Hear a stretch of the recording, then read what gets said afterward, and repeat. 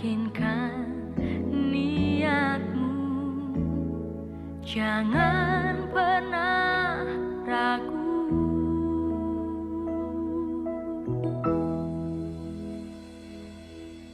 Dengan menyebut nama Allah, bulatkan tekadmu menempuh nasibmu, kemanapun menuju.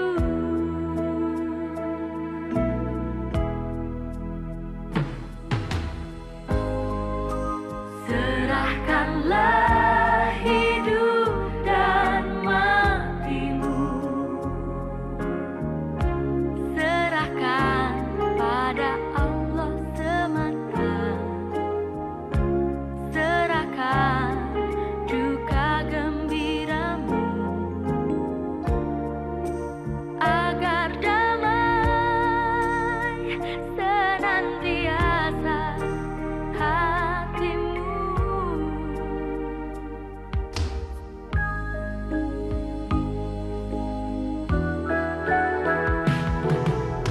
Dengan menyebut nama Allah, ya Allah, bulatkan tekadmu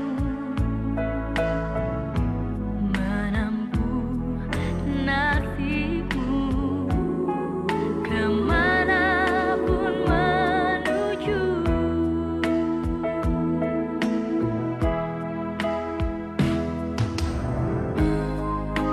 Serahkanlah hidup dan matimu, serahkan pada Allah semata, serahkan duka gembiramu, agar damai senantiasa hatimu. Serahkanlah hidup dan matimu, serahkan pada Allah semata, serahkan duka gembiramu, agar damai senantiasa hatimu.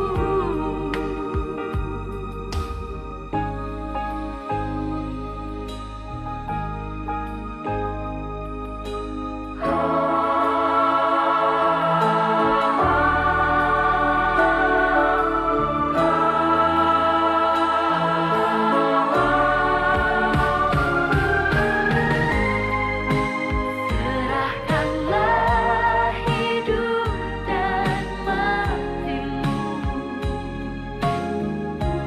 serahkan pada Allah semata.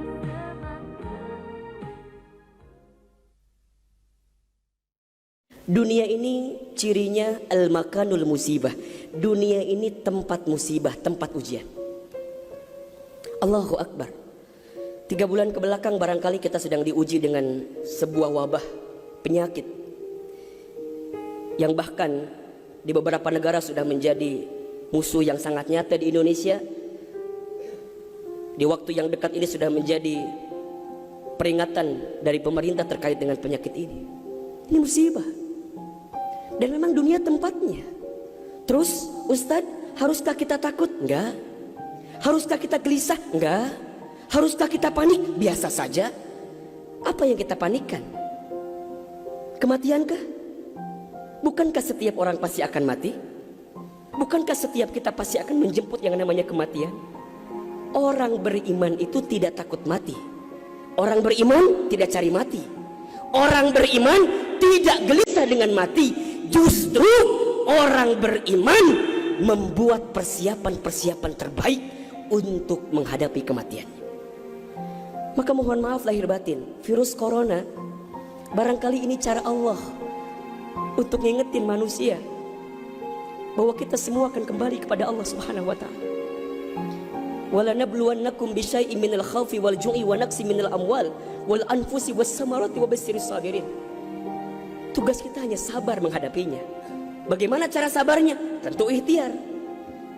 Bagaimana Kemenkes memberikan peringatan kepada kita barangkali? Rajin cuci tangan di waktu yang sekarang dengan sabun. Yang sakit, yang batuk, yang pilek menggunakan masker. Kurangin bersentuhan dengan orang-orang yang sekiranya sedang punya penyakit. Itu kan ikhtiar dunia. Tapi ikhtiar akhiratnya jangan lupa. Apa itu? Alladzina idza asobathum musibah qalu inna lillahi wa inna ilaihi rajiun. Apa maknanya? Kembalikan sama Allah. Kullu da'in dawaun. Setiap penyakit ada obatnya. Dan obat yang paling mujarab, obat yang paling tangguh, obat yang paling hebat, obat yang datang dari Allah Subhanahu wa taala. Zikir pagi dan petang. Bahkan barangkali mungkin hadirin sudah tahu doa khusus yang Nabi ajarkan, berangkat dari hadis Abu Daud ketika kita mendapatkan virus penyakit yang berbahaya. Allahumma inni a'udzubika minal barasi wal jununi wal judami wa min sayyi'il asqami. Ya Rabb, sesungguhnya aku berlindung kepadamu dari penyakit belang, dari penyakit gila, dari penyakit kusta, dan kami pun berlindung kepadamu ya Allah dari penyakit yang mematikan, menyakitkan, bahkan mengerikan. Serahkan semuanya sama Allah. Dunia ini memang tempat musibah. Dan jangan kaget, setelah virus ini pasti akan datang musibah yang selanjutnya. Kemarin di Sukabumi baru gempa. Sebelumnya ada lagi longsor. Sebelumnya banjir. Memang tempatnya ujian, tempatnya musibah. Mohon maaf kalau kita hidup di dunia gak mau dikasih musibah, jangan hidup di dunia. Memang itu cirinya. Maka lihat ciri yang keempat. Apa itu Ustaz? Dunia ini al-makanul ibadah. Dunia tempat ibadah. Orang akan semakin kuat menghadapi setiap musibah jika baik ibadahnya. Semakin hebat ibadahnya, semakin kuat hati untuk menghadapi setiap ujian itu.